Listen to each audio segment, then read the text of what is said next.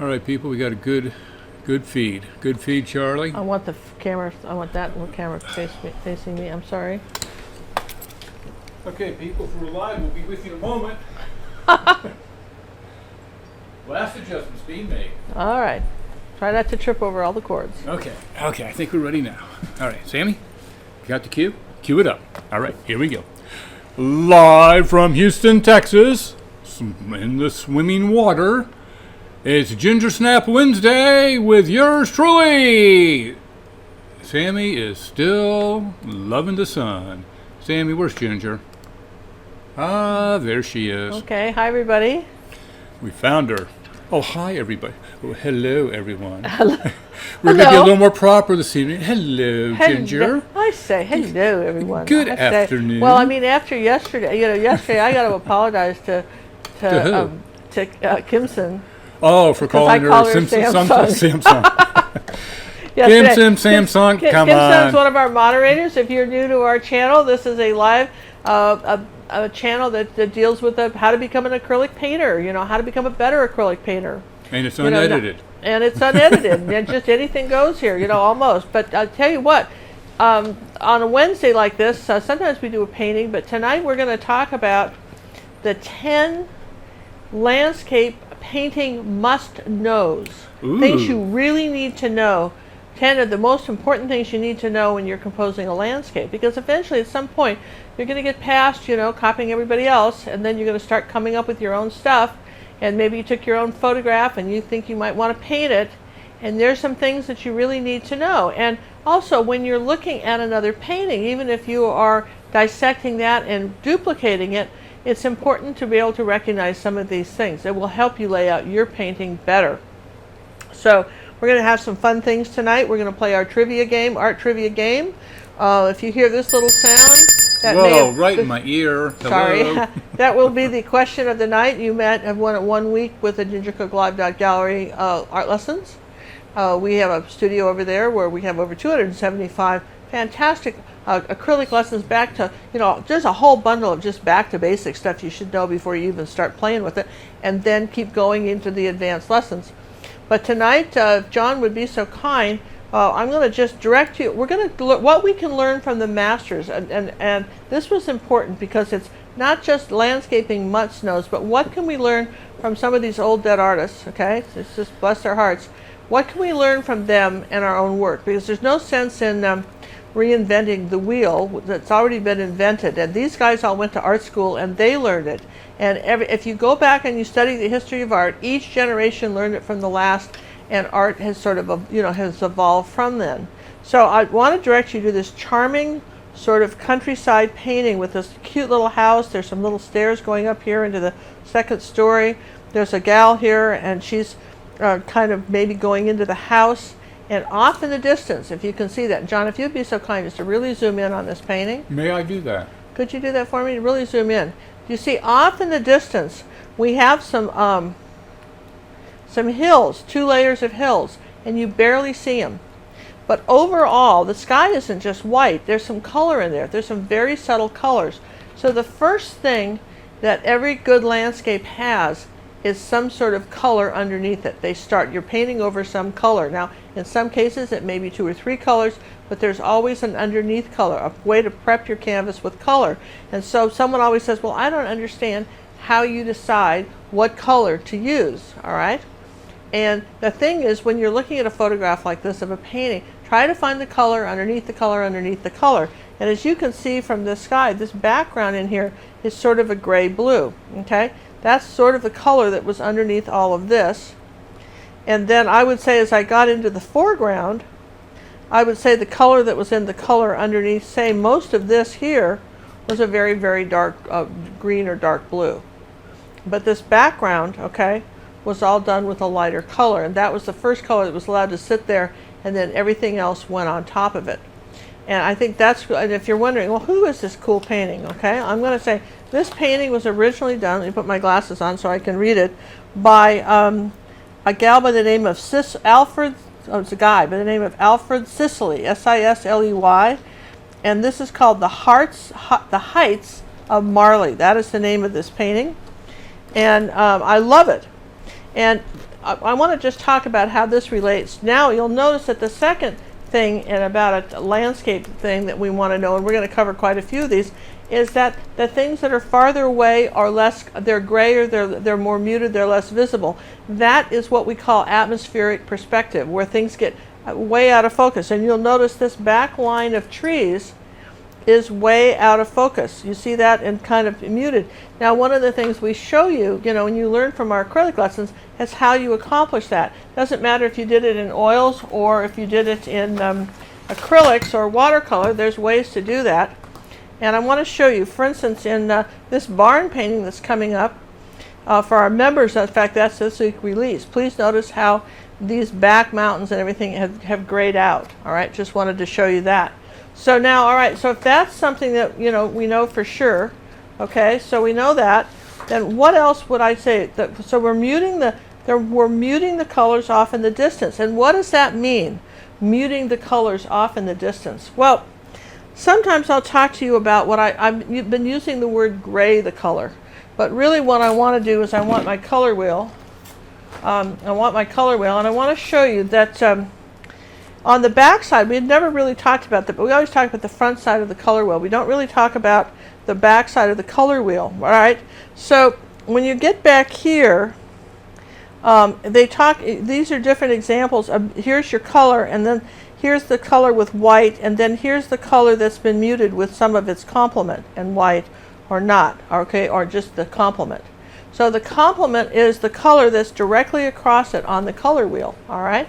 So now, that's one of the things that can help you. Just know that, for instance, if you need to mute green, so it's not so bright, all right, then you would then either put brown or red in it, even purple, because purple is made with red and blue, and green is made with yellow and blue. So you can kind of get away with any of those colors to sort of what we call mute the greens. And I'll tell you what, this is pretty much the rule of thumb when you go back through all these landscape paintings. I've printed out a bunch of these for you to see, and you'll see that these back colors have been grayed, all right? And then the other thing is that your painting needs to have a center of interest. And what does that mean? Well, for instance, it's what you're talking about. If you have a play, it's the story, it's your main character. So the center of interest, suppose you've got a barn and a tractor, and you want to say the tractor is the center of interest. Okay. Love the topic you chose. Oh, sorry. Okay, so suppose you wanted to say that. Well, here's the thing. The tractor would have more contrast of light and dark than the barn and the other stuff, so that it would bring your attention first. Because the rule of thumb is your eye goes to the lightest light and the darkest dark first.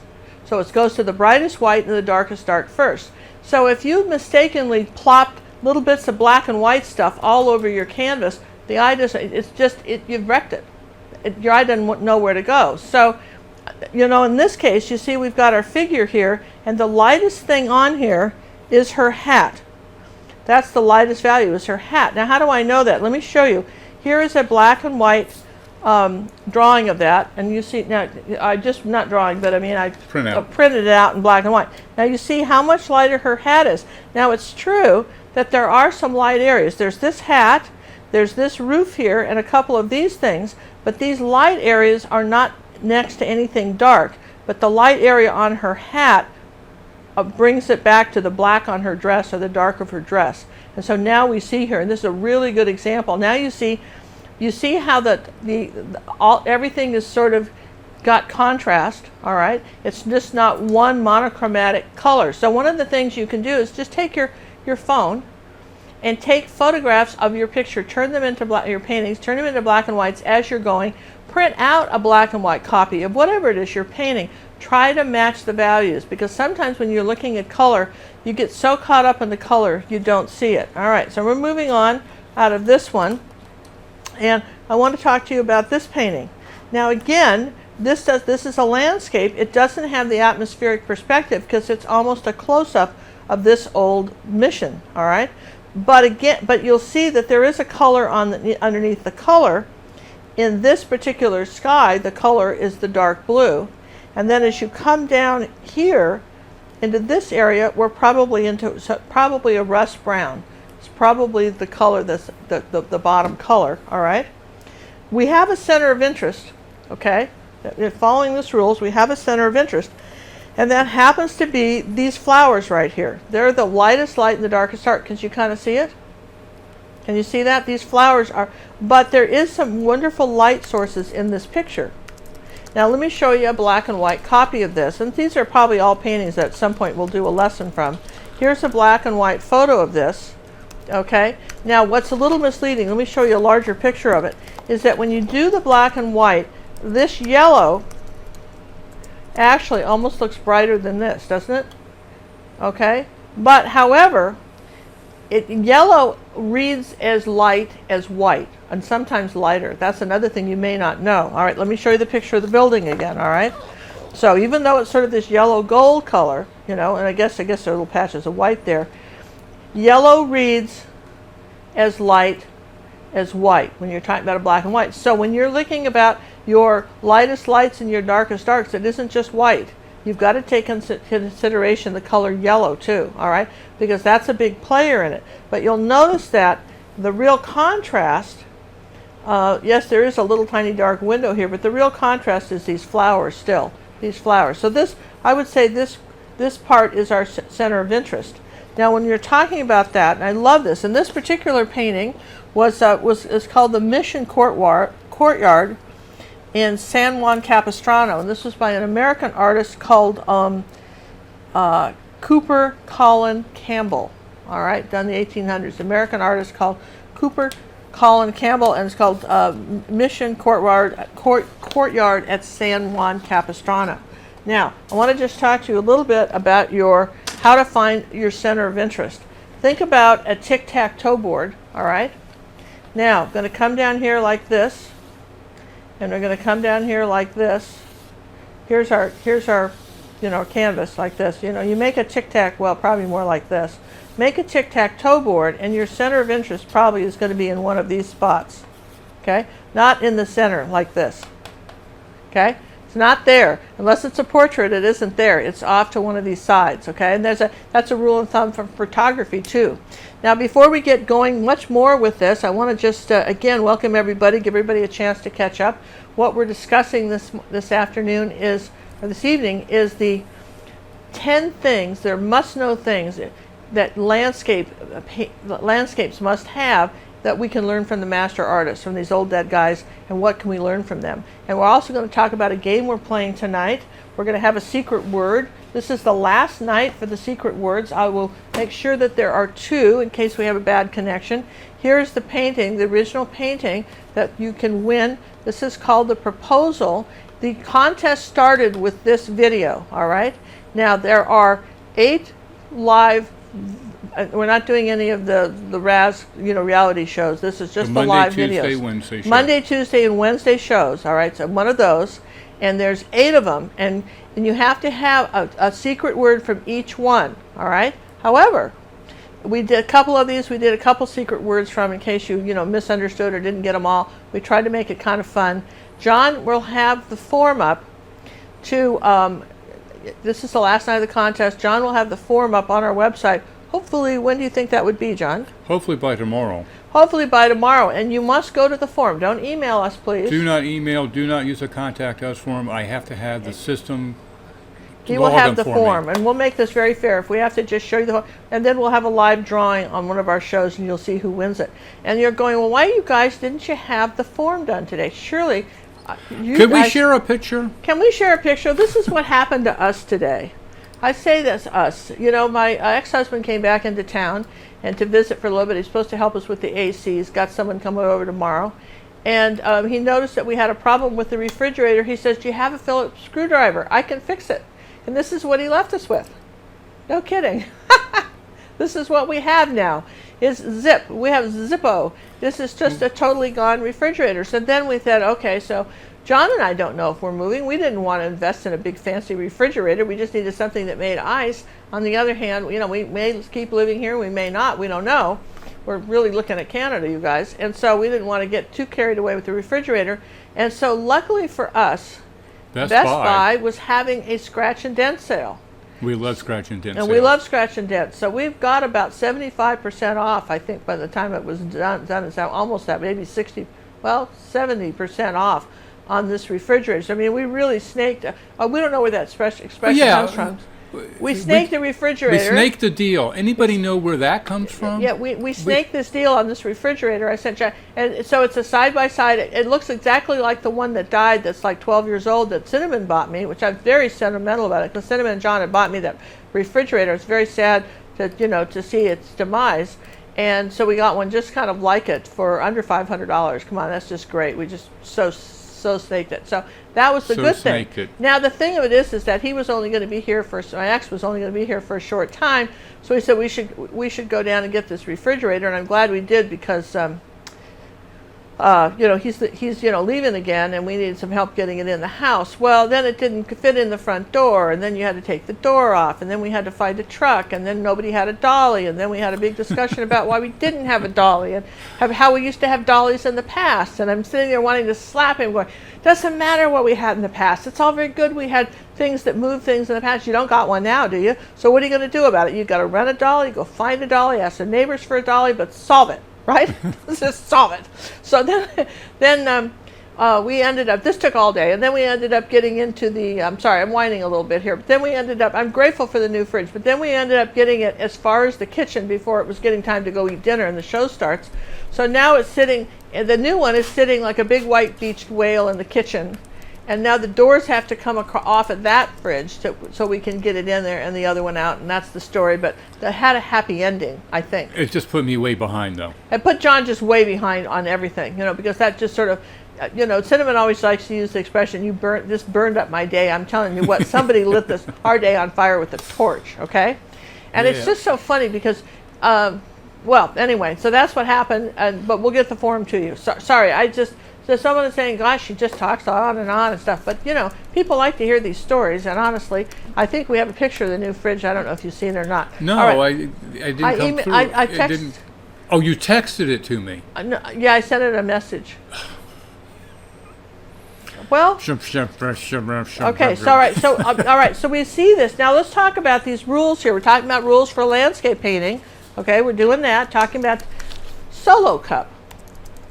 Solo cup. So we're talking about rules for landscape painting, and remember we're going to use the darkest dark and the lightest light for our center of interest, right? And you'll notice, look at the tic-tac-toe here. Do you guys see it? See where this crossing? See where the center of interest is in that tic-tac-toe line I just showed you? I do. Oh, you see it now, right? You're going, oh, right? So we learned a lot from this artist. In fact, again, this will be probably one of the paintings that I will recreate. It was done in 1915, so there's no copyright on it as of a couple years ago. So I will go ahead and recreate that for our members at gingercooklive.gallery because I really like this painting. Now, the next one I want to tell you about is, this is Salvador Dali, okay? Oh, now, Dali broke a lot of the rules. All right, he broke a lot of the rules, but one thing you'll notice, he has a gradated sky, and the background is still lighter, and he did something very clever. He used purple and yellow as complements because they look good next to each other. All right, now let's think about that. Your eye's going to the lightest light and the darkest dark, and where's it kind of going? It's kind of going right there, isn't it? And again, tic-tac-toe. Right? Okay? That's where it's going. All right? And so that's the darkest area. Not that there aren't some dark areas, because there certainly are, but they're not against the lightest light. That's the trick. That's the caveat. Okay? Now, we used a lot of yellow and in there, and a lot of yellow, and usually, this is kind of a rule breaker. Generally speaking, in the distance, you don't want a lot of yellow. All right? You just want to kind of tone down that yellow, add some purple to the yellow, really tone it down. You don't want to, because yellow brings the eye forward. And so again, this is sort of an example of kind of how we broke the rules. Now last night, as you recall, we broke a lot of rules, didn't we? Last night, if you didn't catch this video. You just totally freaked me out, I'm telling you. And one of the things you generally never want to do is use this kind of bright, hideous green in the front of your painting. Now this is a Monet, so I'm not criticizing, I'm just saying in general, you don't do that. This was almost abstracting in nature, and he got away with it. You can break rules if you understand when you're breaking them, And again, we did something totally different. And if you haven't watched this video yet, we did a red underpainting, all right? And created that picture, okay? But generally speaking, you still have, you see even the background here, his perspective is still spot on, and it's lighter in the background. These colors are lighter and faded out. So he didn't break all the rules. He just got a little carried away with the greens, which is something you normally wouldn't see. Probably the biggest thing I will tell you about amateur artists or amateur artists, and you go to an art show, and I've been asked to judge several of them, and they'll use this bright green, and nobody does, okay? So that you have to tone your greens down. And again, you tone your greens down either with red or brown or a little purple, something like that, and add more yellow gold, that kind of thing. All right, so that was fun. Did you guys have fun with that painting last night? Wasn't that great? Okay. Now, this particular artist, and we're going to go on with the rules. This particular artist, again, we're talking about not using the yellow in the background. Can you zoom in on that for me, please? I certainly can, boss. Thank you, thank you, thank you. So this particular artist, his name is, this is called the Washington Bridge and the Harlem River by Ernest Lawson, or Lawson Ernest, okay? So, all right, so this is actually an American artist.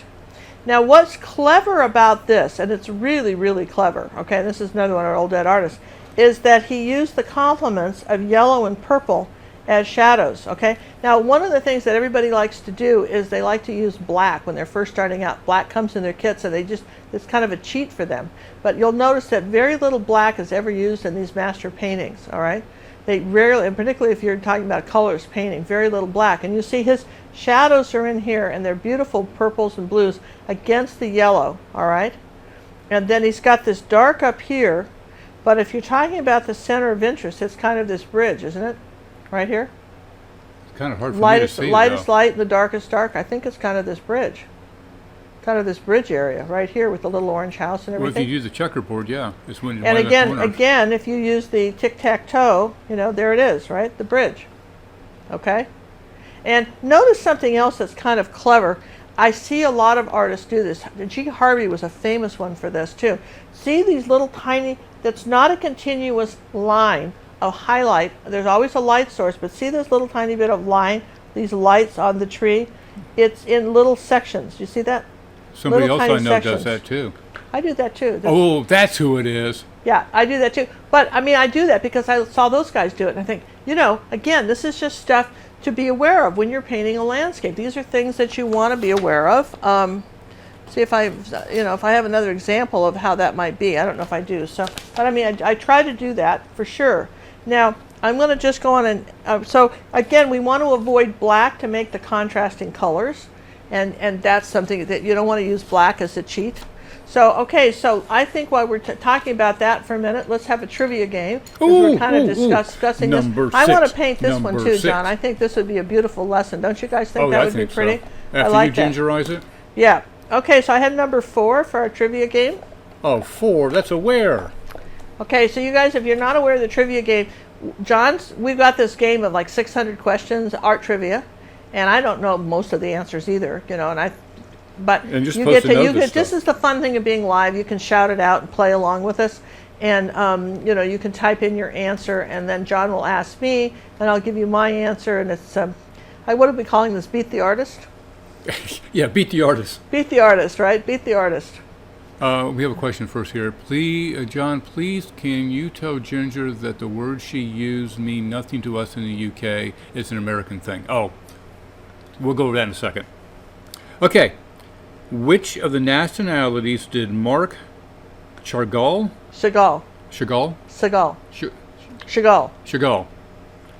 not have? So what wasn't he? What wasn't he? He wasn't Chinese. Okay, I'm going to give you a choice of 3 to pick from. Okay, I can just tell you right now, he wasn't Chinese. I know that. Okay, so Chinese is not one of the choices. Okay. Was he not Russian, not French, or not American? So he has. What do you mean he wasn't? What do you mean? But he has to be one of those, or he can't be all of those? Which of these nationalities did Mark not have? Not have. So he was not Russian, he was not French, he was not American. One of those is the correct answer. Well, I know. All right, let you We guys. have What a do you Russian think it so was? far. We have a French so far. We have an American so far. You guys have no clue, do you? I love this one. Not Kim Sim, that doesn't count. She said Chinese. We have 3 Americans so far. We have 3 Russians, 4 Americans, 5, 6, 7 Americans taking the lead. French is coming up in the rear. America, America, America pulling ahead. Russia shortly behind. America, French catching up. Russian, American is pulling into the lead. There must be 2 answers. No, there's only 1 answer. Not American. And the answer is Ginger. American. Very good. Well, Not Chagall American. is a sort of a French-sounding name, isn't it? Well, yeah, I was going to say French is a given. So it's really between Russian You and get the American. Russian thing, and I don't know. That was a guess too. I want you to know. I guessed it too. I really didn't know. Okay, that was a fun one. I mean, you got to admit that's kind of fun. fun. A little horse race going on there. Well, I'm telling you what. So you guys have won. I mean, that's kind of Yeah, nice. you won. know? We all know something different today. Is Wendy with us today? She's one of our Oh, yeah, Wendy's moderators. out Hi, there. Wendy. I appreciate it very much, you guys, and want to shout out to our friends. Now, what European word do they not know? What American word do the Europeans not know? The last word you gave.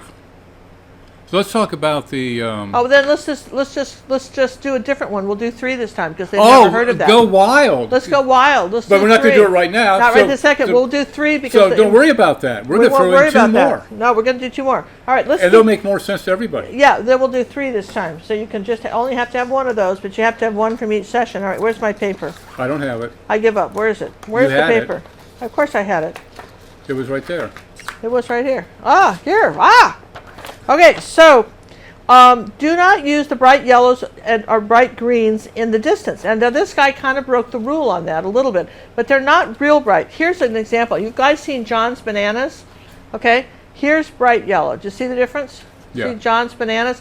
So that would be a bright yellow. That's and a very bright yellow. And so he's got these still toned down a bit. But again, he sort of broke the rules with this. It's a very interesting painting in that he did break the rules a little But they're bit. not really big blocks of yellow, though, are they? No, They but have it's still, the yellow brings your eye forward, okay? So, it's okay in a still life, or flowers, because you're bringing your eye forward. But if you put some bright yellow flowers way back in some distant mountains, it kind of ruins your atmospheric perspective. This is John's 3rd painting. Didn't he do great, guys, on that? Oh, please. Ooh. Blush, blush, blush. Wow, isn't that so cool, right? All right, so that's one of them. And then, all right, we're talking about muting your greens. You know, so you want to mute your greens. You don't want a bright phthalo green, kind of like what we had. This, for the most part, you want to mute these greens. And even if, and this is brighter than you probably ever want to see. All right, we're getting away with it a little bit, and it's kind of happy. But for the most part, landscapes are not done like that. And but again, a lot of people. But you can break any rule as long as you understand you're breaking it. Now, we talked about the center of interest again, all right? Now, look at this painting. This one was done by John Henry Twachman, Twach, Twachman, okay? And it's called Snow Scene. Well, that sounds like one of my original titles, doesn't it? Snow Scene. Yeah, Ginger will lay the rules down when we close the session, so they'll have them right there. We'll lay them all down. So now notice that, remember, you're talking about your eye goes to the lightest light and the darkest dark. So kind of squint your eyes at this. And where's your eye kind of going? To this tree, right? But it's kind of going, I guess it's kind of going right in here, right? Again, here's our tic-tac-toe. Yeah, it really does, because all of a sudden you have that big bright area. Yeah, you got this big bright area. This is really the brightest area in this whole piece next to this dark tree. So again, and then look at the little tiny bits of white again here. See the examples of the teeny little bit of light? Not the whole line. You didn't outline the whole tree, okay? Little tiny highlights, see? Zoop, zoop, zoop. You can even do the sound effects. Zoop, zoop, zoop when you're doing it. You'll remember. And then back here, you see, everything's sort of muted, the sky's muted, and this, my mother would have liked that. She really loved these sort of monochromatic paintings, these ones with no color in them. But still, a lot of times, particularly in Europe, no offense to you, our good European friends here, the sun doesn't come out in the winter very often. Everything's kind of flat, and there's really no shadows, and it's kind of flat, and it's kind of a cool painting. There is a few little shadows here. Look here. There's a shadow going this way across the snow. See that? But not here. Now, it's interesting to me. He didn't put one here. Are those here. shadows or twigs? That looks part of like a branch. No, those are shadows, man. I'm thinking This it's is a shadow. Look how it's coming off the tree. You think that's part of the tree? I do. Oh, it's a tree branch. You're Yeah. right. Gosh. Here's the eye surgery. Didn't help, did it, right? You're right. This is a tree branch. I can see that from the other side of the room. Well, good for you. All right, so because I'm saying there's no shadow here, so there is no light source. There's no light source. All right, there's No, a it's a little tree muted branch. sky. That's Muted a sky. winter flat light. Sky. All right, so we're putting that one away. Now I want to show you one more. We got about 3 more to show you, but this is kind of cool. Now again, in the perspective, you see how the road gets smaller. All right. Now as we get back in here, everything's muted and kind of out of focus, and it isn't detailed. So what you don't want to do on something like this, right? And what you don't want to do is come along and outline your houses, right? I mean, there's a tendency for people to, rather than just do color, they want to outline the houses. Don't do that.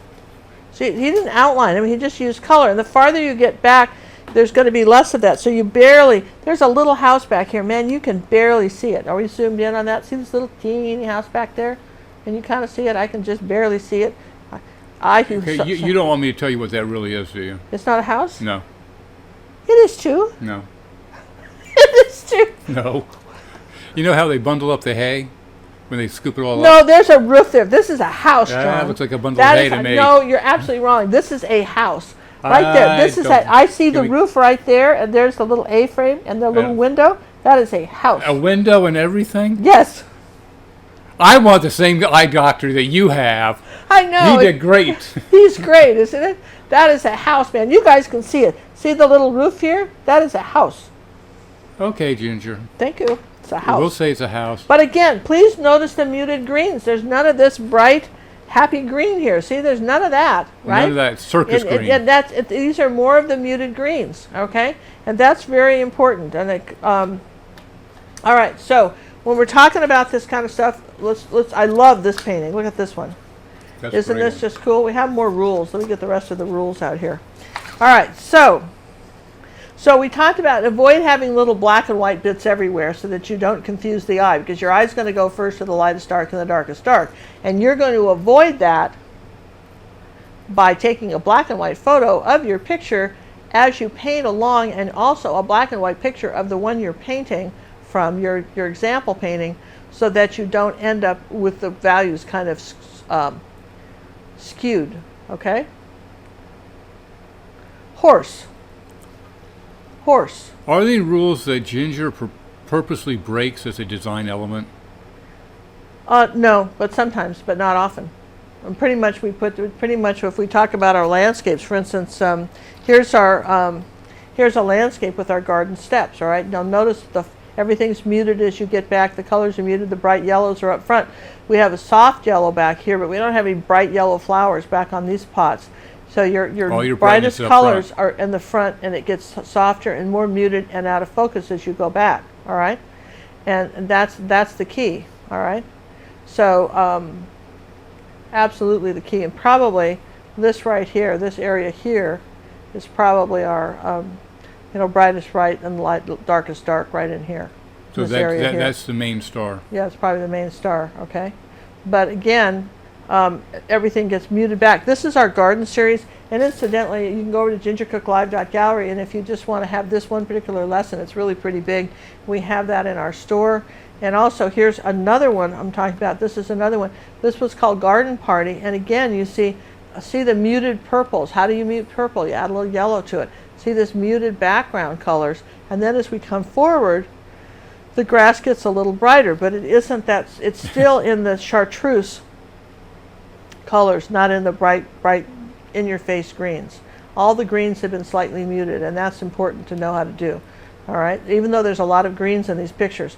So again, this is another one of our garden series from gingercooklive.gallery, and want to just talk about that, and then I'm going to show you one more of that. Now this was one of my favorites. This was for our Wave and Water Masterclass. You probably want to zoom back a little bit on that. Now again, you see, now here's a good example. The whitest white on here is right here. This waterfall has got a little purple on it. It's been muted. The whitest white is right in here. Here's this main section of our waterfall. Newbie to Paint would like to know, is zinc white the only way to push back the background? It's one of the best ways, but you can also just mute the colors and as you go too. Just dull them down. You know, just to Put 'em keep to toning sleep. them down. There's a lot of different ways to do it. We probably should cover some different ways to mute colors. All right, let's play another trivia game. Numbers, it's 6, John. Ah, right. Lucky 6. I love 6. Okay. Mystery category. Yeah, mystery category. Anything goes. Ask Ginger, who is the artist was in the painting where he had the argument about the house? Oh, who was that painting about the house? Oh, who did the painting The one that about had the house? haystack in it. It's not a haystack, it's a house, man. It is a haystack. It is a house. Haystack. Oh, this was done by This was done by Village Road by Georges Seurat. Seurat, he was a big deal back there in France. So one of the French impressionists. Oui, oui. Seurat.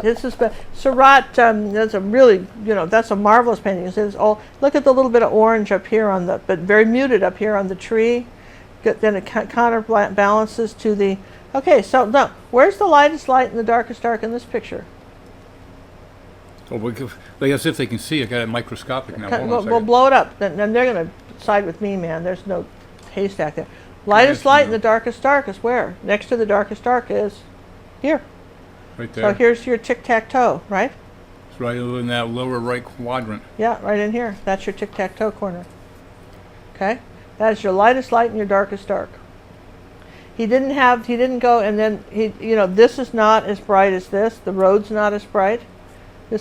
And even if the road were as bright, because he put a dark next to it, your eye goes to it, and then this dark window. Your eye just automatically does that. If you're wearing a white shirt and you have a black spot on it, it really shows. If it's sort of orange, it's not going to show as much, kind of a faded orange. Black spot, everybody sees it, right? So that's the idea behind that. Thanks very much. That was Seurat. What's our question for our number 6 here? Trivia question. Well, I'm going to go with, what did Paul Cézanne intend to use to surprise to parishioners? Surprise who? Parishioners? Parishioners? Yeah. So the guys at church. Okay. So what did Paul Cézanne Intend to use to surprise the church? I'm guessing he didn't. Hey, I have 3 I'm choices. guessing he didn't streak it. Once again, you can't deny Ginger's right, He wasn't streaking through It the wasn't church. streak. How about if I give you a choice of 3 to pick from, though? How's that sound? Okay. A monkey, a magic trick, or an apple? And a what? An apple. An apple. An apple, a monkey, or a magic trick? Now he's got to surprise the congregation with one of these. Yep. So here's Paul Cézanne, Wonderful guy. wonderful guy. Had him over for dinner the other night. And actually, I read a really interesting book. I'm going to shock some. Should I shock some of you guys? I'll shock you to the core. I read a really interesting book. I have the title of it downstairs somewhere. And it was channeled by a psychic who channeled a book, and because her husband was an artist. She was a real famous. She has passed away since then. And anyway, she channeled him and asked him all these interesting questions. And, who knows? But anyway, I read the book because I was just sort of curious if she did reach him, what did he have to say? And one of the things he liked to say was when he did a still life, okay, he always had one piece of fruit that gravity would have not allowed to be there. It would have really fallen. So none of his still lifes are technically still lifes. And I was looking at it going, look at that, that's true. So anyway, and he was the one that said in that book that grass should always be painted, up and down. Anyway, just... Okay, so the votes are coming in across the board. We have magic, we have apple, and we have the monkey. And Ginger's going with the... Come on, Ginger, think about it. I don't think it would be an apple. I really don't see how an apple would surprise anybody unless he lobbed it at someone at church, right? So you're trying to imagine maybe a monkey. That would be an imagination thing. Monkey, huh? Ginger's going with monkey, and the answer is an apple. An apple. What did he do with it? How did that surprise anybody? It's an apple. I just, now we want to know. I mean, had they never seen an apple before? He went to Probably church not. in France. I mean, I'm just telling you, he wasn't lobbing at anybody. He didn't do an apple bobbing contest. Well, I'm telling you. I think the monkey would have been a better surprise. I would have gone with the monkey. I would have gone with the monkey, or too. maybe the streaking. That would have surprised A everybody. streaky too. monkey. A streaking monkey. Whoo! Right through the church. Okay, that's a good. All right, that's good. That was fun, right? All right, where are we good at? old Paul Cézanne. Okay, so Now we're back to this picture. Oh yeah, you didn't show us Then the this black one, and I white. love this one, don't you? I think this is so pretty. Now look here. I This bet one, that'll be a lesson in the future days. yeah, it will be too. I picked all these out to have future lessons. And see, way back here, you've got the sky's kind of yellow. Okay? See that? Kind of a pale yellow. Yep. And then you've got this purple mountains back there, very pale, yellow and purple being what? Complements, okay? And then the closer layer is sort of this blue stuff, right? And then the water, this is obviously overlooking some body of water somewhere. Now, water's normally blues, but he painted it sort of off-white and yellow. Isn't that cool? With little touches of pink. Because it's really clever, and you're going, who painted it? Yeah. Yeah, just who was this person that painted that? All right, we're getting to that. His name was Who was this clever guy? Theo van Rijsselbergen. Ryssel, Russell, Rijssel, Berghe, Berge. Theo van Rijsselbergen, and it was called Pines of Royal, Rayol. Okay, Pines of Royal, and he was another one of the late 1800 artists. Now look here, we've got, okay, so obviously this tree, right, is our center of interest, right? We've got the lightest light and the darkest dark next to this tree, right? Pretty much, wouldn't you say? Up here, wouldn't you say that's where it is? It could be argued it's down here, yeah, too. that's what I was kind of thinking. It could be argued. So now let's look at the black and white version of that and see what it is. Ooh, the key. So, really, the largest section of lightest light and darkest dark is really here with a little bit of an accent here. Okay? Really? I think so. See, I would go with the bottom because you have the white of the water right above it. Well, but that's pretty far away. I was going up Yeah, above. there's no real dark next to that. This is I was going right above. this is probably put it straight closer. up. You know, there's some little tiny bits of this, but this is probably the big one. Your eye's going right here. This is, you kind of squint your eyes going right there because nothing else is quite. Here's the picture again. This is all painted in sort of these pale blues and pinks. There's actually, if you zoom in, do you see the pinks in here? This guy loved color. Look at the colors in this picture. This tree is not just one color. It's all these little tiny brush strokes. And look It's at very similar to somebody else we know. And then now what's interesting to me is that generally speaking, trees even on a cliff grows straight up. And he's got all his tilted. Isn't that funny? And this one's straight up. He tilted all these. And I kept wondering in real life, because obviously it's some sort of cliff thing, and you're walking down this path, and then it goes around this back thing, and the purple shadows here on the orange path. And so these trees are sort of light orange, and they're lit by the sun. These little this is what we call backlit, wouldn't you say, John? It's kind of a backlit picture, right? A little bit, yeah. And so the shadows, this is still lighter. And then now, okay, so again, please notice something else about this tree is that when you're painting a tree, the darker values are underneath and the lighter bits on top. So I want to just show that because people get really confused about trees. Let me just show that real quick because I think that is key here too. While you're wiping that off, Susanna wanted to know, is Ginger psychic at all?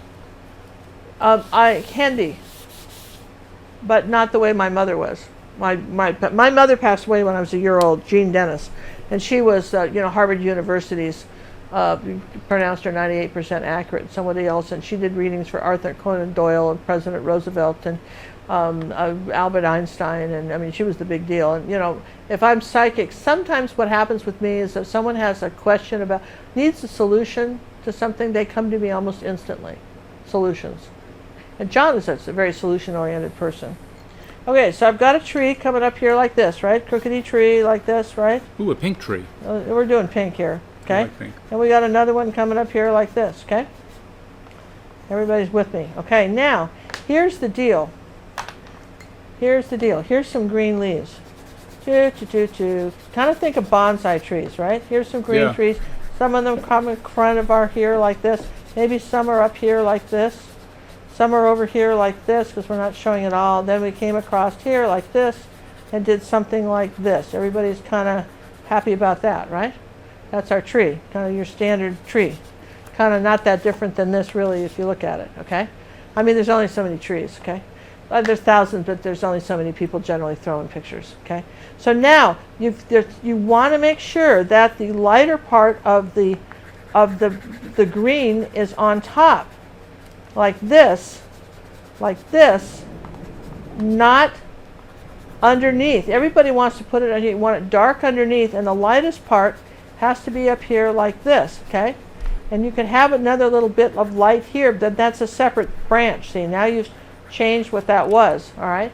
Then I'm coming over here, so the light's up on top like that. So what I see a lot of people do, okay, here's how you don't want to do. I see a lot of people do, here's a little tree like this, and what they do is they put some green and then they put some yellow here, like polka dots.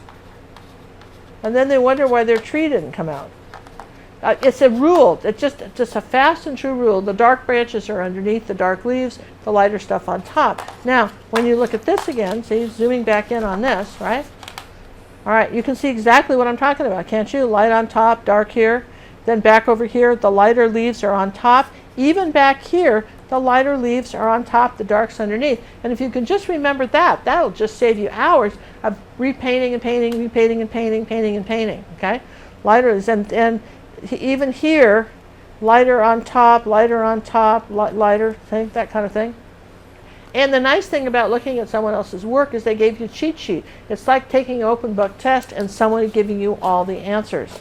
Ooh, we like those kind of tests. All right, so Hey, Paige would like to know: is there still a strong stigma against female painters? Do we still make less than men typically? I think that when I was growing up, women were able to stay home. My sister-in-law planned on just staying home and my brother working.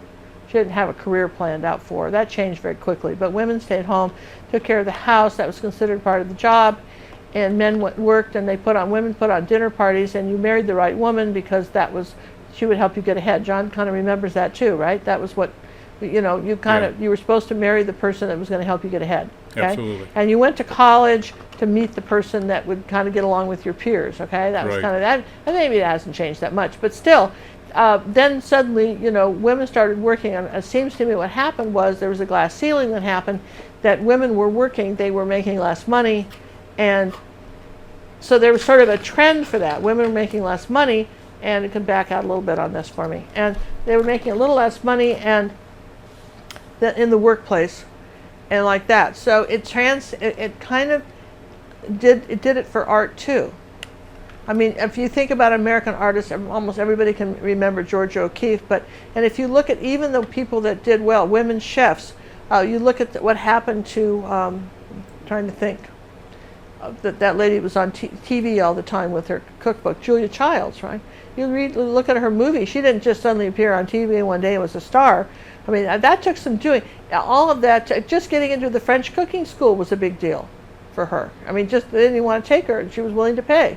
So, yeah, so I don't know if there's still, I think it's always getting better, and I think that you're finding less. I think my grandkids are going to maybe not even experience it at all. There's still some, which is why I still sign, I've just been in the habit of signing at Cook, and I don't put the gender first. I tell the people, then once they know me, they don't have a problem with it, but first impressions and all that, okay? So let's finish up our list here, you guys. So you want to avoid black in making your colors. That's one of the things you want to do. And you want to try to, you'll see it a little bit, but there's really, if I have something that's black, oh, I do. Here, this, what do I have that's black? Do I have anything black? Do I have anything black? Must have something that's black around here. Huh, black. Black? Oh yeah, this bell, the handle of this bell is black. Do you see how much darker this handle is than anything in this picture? Yeah.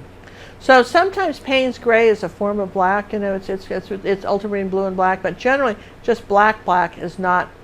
You can get very close to black in your grayscale, but it's generally better if you can avoid it unless you're talking about abstracts, which is kind of a good thing. When you're sometimes abstracts, then you break the rules. But if you're talking about, and then in portraits and things like that, and that's a different deal altogether. Portraits and backgrounds for those kinds of things, and they're generally darker and they have more contrast. But landscapes, this is what we're talking about today. How to find your center of interest, how to fade the background out, how to not have too many contrasting images. Here's the black and white of this again, and look at that. You see, we don't have a lot of light spots everywhere. We have this light spot a little bit in here, but it's not popping up everywhere. This sort of, you know, this little accent here. All right, and that's even lighter than this tree here. See that? So if you study the black and white version of your stuff, you know, that's a really good thing. Pony. We have a pony individual. Yes. Yeah, question? That is like to know, Rhonda would like to know who is or was your favorite artist and your favorite painting from that particular person. Who was my favorite artist? Currently living or dead, Howard Behrens is now Behrens. Behrens. He's since passed away. He was like one of my favorite living artists. Absolutely love him. Actually own one of his originals and any number of, someday, you know, I have a book of his, couple of his. I love his stuff, and he's all about color, because I'm a person that's all about color. Another American artist that I really love is Kent Wallace. We've talked about him before. Kent Wallace, and he's still alive. He lives in Utah. They're both oil painters, but I love their color palettes. They're very similar artists. You know, as far as I liked Monet. As far as, you know, some of the Impressionists, I really liked all his wonderful colors. Van Gogh, Monet. I'm really about, you know, for me, and you guys can tell that we're really about color here. Even though Van Gogh did, if you remember this, Van Gogh did a lot of muted pictures. I mean, if you didn't see this YouTube video, if you haven't seen this one, check this out. This is on YouTube. This is a lesson on YouTube. These old shoes and stuff, that's muted. And that also goes with this painting we have on our own website. Zoom out just a hair, please. And that's done, that's another Van Gogh. We have a lot of Van Gogh and Monets on our website. And again, this is done with the palette knife, but you'll notice the muted colors, okay? But again, where's the center of interest? Tic-tac-toe, yeah? And you haven't thought about that, have you? Have you really thought about that? So I think that's kind of, you know, those are the kinds of the things that you need to think about here. Again, light is light, dark is dark. Our center of interest, tic-tac-toe, is up here now, isn't it? See, tic-tac-toe, where it crosses, right up there, yeah? Interestingly enough, those are some things to kind of keep in mind. Here's what I'm working on. I would have worked on it today. This will be a lesson for, you know, our there's no guess where the center of interest is here, is there? Right here, right? Light is light, dark is dark. And again, your tic-tac-toe grid, okay? Just saying. Those are things to, you know, kind of, you know, notice those things when you're painting. And we'll do one more trivia game. I've got a public service announcement. I'm sorry. I have to do this, right? You want to do that now, or would you like to do a quick question? I'll take a quick question, and you can be pondering what this is. Brenda would like to know, can you mix different brands of acrylic paint? How about different grades, like the cheap student grade with the heavy body? I've got a ton of paint I don't want to waste. Is anyone seeing this question? There's the question of the day. Ding, ding, ding, ding, ding. Question of the day. Brenda, you have won either a downloadable video from gingercooklive.gallery or this fine loaf of bread, and we'll give you details later. Or the yeah, or the a week. 1 week at gingercooklive.gallery, where, you know, yeah, and that comes with personal art coaching too. Now, we would have been putting up some personal art coaching lessons. John may have a couple he wants to show you too. We would have put up more of your stuff. I love it when you guys are doing stuff. Honore did a really cool a painting, and I wanted to show you. And we just didn't get to it today because we got bogged down by the kitchen refrigerator fiasco. Okay, I mean, he says, give me a Phillips screwdriver and I can fix this. And I'm going, yeah. And then it just got worse and worse, and we're thinking, boy, we just don't want to give him any more tools. And who do you got coming tomorrow to fix the AC? It's not you, is it? Just hopefully we'll have some AC by tomorrow. All right, I had to share this with you. The last time my ex was here, who shall remain nameless, it's not Cinnamon's dad, it's the other one. Check the date on that. He bought this loaf of bread. See the yellow tag right there at the end? This one? No, the yellow tag at the where it's sealed. He bought this loaf of bread February 3rd. Well, he actually bought it before then. It said sell by February 3rd. It's $4.29. This is still squishy. It's never been opened, and there is no mold anywhere on it. Now, if that's not good, what would be? I'm just asking, how is that possible? There's no mold. We've never opened it. It's been sitting out on the counter. It's not been refrigerated. It's just, In an I'm telling you, unair-conditioned house. the Egyptian priests would have loved to find whatever they put in this bread. We would have seen some mummies that were really good today if they had whatever was in this bread. I don't know what it is, but I think that's just one of the mysteries of life. And I said, I'm showing it on the air. You know what? So you really want to think about the bread you eat. If it doesn't die in a week, think twice. Well, I don't know. When's it, I don't know. I don't have any comments about it. I'm not a nutritionist. It was an interesting observation. It's like when my ex was here today, working on the refrigerator, he was giving us this giant lecture on how we should eat thousands of milligrams of vitamin C. And he'd been watching this vitamin show, right? And have you ever heard that expression in the Bible, gulp down strain out the gnat and gulp down the camel? He's giving us dietary advice and talking about all this lettuce he's eating. And it looked to me, from looking at him, and I know this is sort of mean, looked to me like really he swallowed the wheelbarrow too, just going, really? But I'm sorry. But everybody's polite here. We're all polite. We want the refrigerator and the air conditioning fixed. So yes, that sounds like a wonderful idea. I love vitamins. Yeah. Okay. Sorry. Any other questions before I review our list of stuff? We're going to review everything again, okay?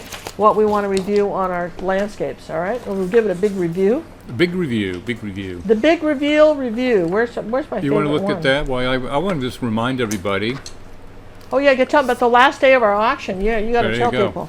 Last day of our auction is Saturday, April 1st at 11:59 p.m. Central Time.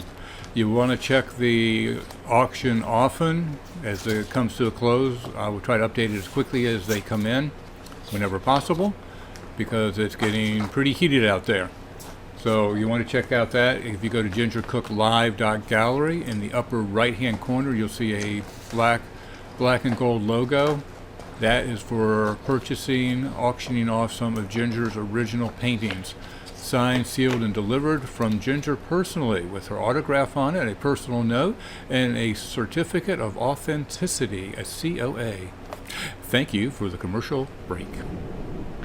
Okay, we can hear. All right, so just to review, you want to make sure that you have a black and white image of what you're painting. Hey, wait a minute. Did you answer Brenda's question? No, you didn't answer it. Oh, it just told her she wants something. Never told her what the answer you was. Want the answer. I'm sorry. We don't do that. That's one of the choices. You can either get the answer or have a week or get a download. No, we'll give you the answer. Okay. Okay. Yeah, you can mix different brands of acrylic paint. However, if you get into too inexpensive of a paint, there's some of the really cheap brands of acrylic paint. They actually don't mix. I give you these color mixing guides if you haven't seen the videos on YouTube on how to mix colors. That doesn't work with them. So if you can't make the colors I make using those paints, chances are you don't want to put them in your more expensive paint. But they do make pretty good underpainting colors. You got to have a painting underneath. Yellow's expensive. Yellow's one pricey color, and if you're talking about a fairly large canvas, if you want to use one of the less expensive colors and paint the canvas yellow or paint the canvas red like we did last night with this one, remember? We painted it all red. Red's not cheap either, okay? Red's pricey. So that's sometimes you can use those for that. I would say... It might take 2 or 3 coats, though, to get a good... Yeah, it might take 2 or 3 coats, but then what were you going to do with it anyway, okay? And the other thing is, what else could you do with them? I like them. Have you ever done any of this pouring medium stuff where you did a little abstract and you grab some of this pouring medium stuff and that's matte medium, that's not the pouring medium. Well, there's some pouring medium stuff. The bottle looks the same. The bottle looks the same. And you have to add a little color to that and mix it up with a little toothpick and then kind of pour it all over. If you haven't seen that video on YouTube on how to pour an abstract, that is so fun. I use those colors for that. Like that. You can just, for instance, you can mix the Liquitex Basics with the Liquitex pouring medium, and we put a little dye in it, right? Some of these dye colors, but see, and then all this stuff up here is on top, little abstract. John made that.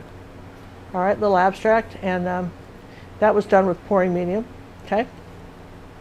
So to review, we're going to review our picture. Hold on a second. Yeah, no, yes. We're frozen. We're in the frozen mode. Uh-oh. We're over there. We haven't come back yet, and we're back. All right, so let's review our stuff. Okay, so you want to, you want to review. Well, oh wait, Jean's asking a question. Ginger, is any way to fix a small tear in a canvas? Don't we have a video on YouTube? We have a video on YouTube on how to fix a hole in the canvas. Nobody's watched it, but please feel free to all run over there and watch it and give it a like. Come on. You know what I mean? I went through and deleted a bunch today that nobody had been looking at. So, this could go next. Watch it. It's good information. And people that are good at that, I've known a few people that have made a living repairing tears in canvases. And then, put painting on top and stuff, if you can mix colors. Yeah, but you can fix it. Yeah. In fact, I actually poke a hole in the canvas and then fix it. Yep. She could. However, if it comes from the art store with a tear in it, it's a little harder to sell it with a repaired tear, to somebody else. So maybe you want a black and white of this. You want to remember that your center of interest is going to be from the darkest dark to the lightest light, but you also want to remember that yellow can seem like white in a painting. So you may, you've got to kind of watch it, because if you're saying that the white flowers against the dark green with your lightest light, it's pretty hard to tell that. In some cases, yellow is almost lighter. Okay, so kind of watch your yellows, because they almost act like a white. All right. So that's one thing to remember. All paintings need an underpainting. You need a tone to start with to paint over. So this one is really falling over. That is weird, isn't it? Look at that. I would say that is a shadow. That's a shadow. Well, he made it the same.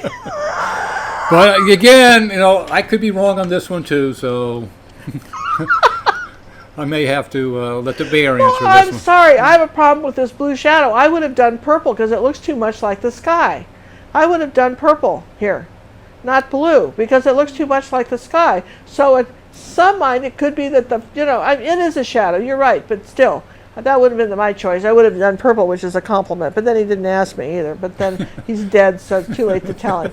And you don't necessarily see it when it's in the black and white, because yellow reflects like white. All right, and make sure. So that's part of the rules. Make sure your art has contrast. If we come back over here, you want to talk about, you have one center of interest, and you remember we talked about the tic-tac-toe pattern of this, and this is dead center. Now our center of interest is right there. The artist moved it over a little bit, okay, but that still works. All right, and you've got a line going right to her. See, this line's going right to her. This line's going right to her. So there's our center of interest. And I guess you could still have it as a tic-tac. You're still off a little bit, yeah. It's still tic-tac-toe. But anyway, so there's our, but again, her cap is lighter than the house. And again, this is one of the paintings we're going to be doing. But that's a good one. Paint order. Paint the farthest thing away first and start coming forward with acrylics. That's what you do. Now, we didn't do it in this one. I know, yesterday we did it all backwards and everybody freaked out. So it's not what she said. So, but 99% of the time, you paint the farthest thing away and come forward. And the farther colors are away, they're muted. So just remember that that's something you want to do. We just want to see if anybody's paying attention. And so you're going to mute the colors in the distance. And how are you going to mute it? Friendly color opposite the color wheel. For instance, what's opposite... a turquoise is orange. What's opposite blue is orange, and kind of a different orange, and then red and green, and anyway, yellow and purple. Okay, violet and sort of a pale green. That kind of light green, the violet. So remember that if you need to, darken any of those, that's one way to do it. And let's see. We talked about a printout having a black and white sketch. Guys, I can't do anything about the buffering. We're giving it all out. I have it could be YouTube. It could be, who knows. It is buffering. So you want to keep your brighter greens in the foreground and your bright yellows. Even though occasionally we saw someone that broke the rules on that, you generally, like for instance, generally this guy here, he kind of, he did a lot of yellow in the background, and generally you wouldn't do it. But you can see how this yellow came forward because of the bridge. I mean, that's really bright. So, but he kind of, had little bits of it here. So, and he had a light source coming this way, and that was your center of interest. Again, your cross section here on that one, that was really good. And we have, see, where was going way back here. But then he was he had some very, very funny ideas about painting. I mean, cool stuff, but very imaginative. But again, his center of interest, darkest dark, darkest lightest light. So again, you got to watch where your darks are, not having them plopped all over next to white spots on your canvas. You got to be real aware of that. And I would say that we pretty much, those are some must-knows. These are must-knows that you want to have. Make sure your artwork has contrast, so it's just not one kind of a gray painting. It has some lights and some darks. Well, those would be the things. So I would say that I think that's a wonderful thing to know. If you want to say, please, if you have any, was there any artwork you had that you could show from Well, yeah, let's, can we bring up here, you got a couple of these people you know. Yeah, look at, we had some people, look at that. Terry.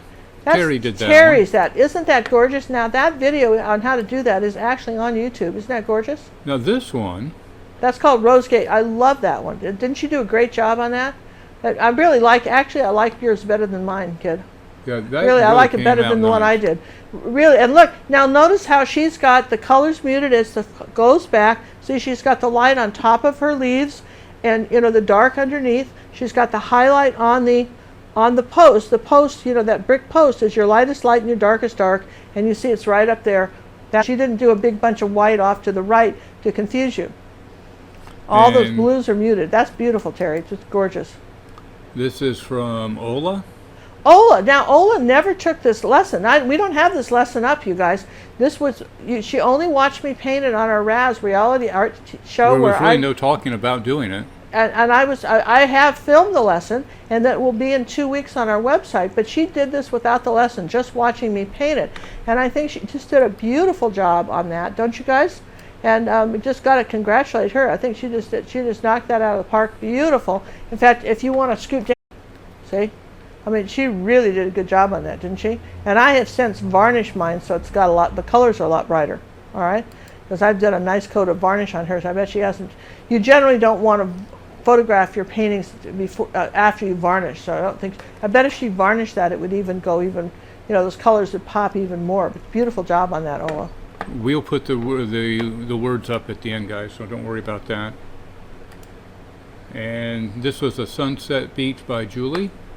Yeah, now look at this. This is one of her first paintings, and isn't this gorgeous? Again, this is an ocean scene that's on YouTube. This is one of our YouTube videos, and I think that she's got the lightest light and the darkest dark where? By a rock, so that's where your eye's going to. It's right down there in the corner. She did a very, very nice job, and when I sent this back to her for a critique, I just suggested that the only thing you might want to remember when you're painting waves is that the farther they get away, they get a little flatter, so you wouldn't see those big dark waves toward the back. They would just almost be thin dark lines, and you see the rolling breakers a little bit in the foreground. But I like that a lot. I thought she did a great job with that. And this was from Terry M. All right, and look at that. That's beautiful, isn't it? She's got the cherries. She's one of the first ones that gave us a cherry in. Yeah, and really, that's really, really nice. I think she did a nice job on that. Got the old wooden table, and you see how beautiful and shiny those cherries are. And I think that she did a terrific job. That's one of our lessons. That was last week's lesson on gingercooklive.gallery, where we have this whole series of kitchen art. Just kind of cool, right? All right, that's what I got for tonight for sharing. That was fun. That was our show and tell. Put the list out there. So. Now, you don't have to be a member for us to show your artwork. Sometimes if you posted it on my Facebook page, it really catches my eye. It might end up on our show. And I'll put it over our Pinterest page under 2017 Student Gallery. And Ginger Cook Live, all one word, on Pinterest. That information is down below. And if you haven't subscribed to our channel, you really want to learn about acrylic painting, please subscribe. And if you really want some help, personal art coaching, you want the whole deal, the nitty-gritty from start to finish and get up to these fantastic levels of painting, then come become a member. Put the list out. Here's our list right here, like this. Make sure I get them all.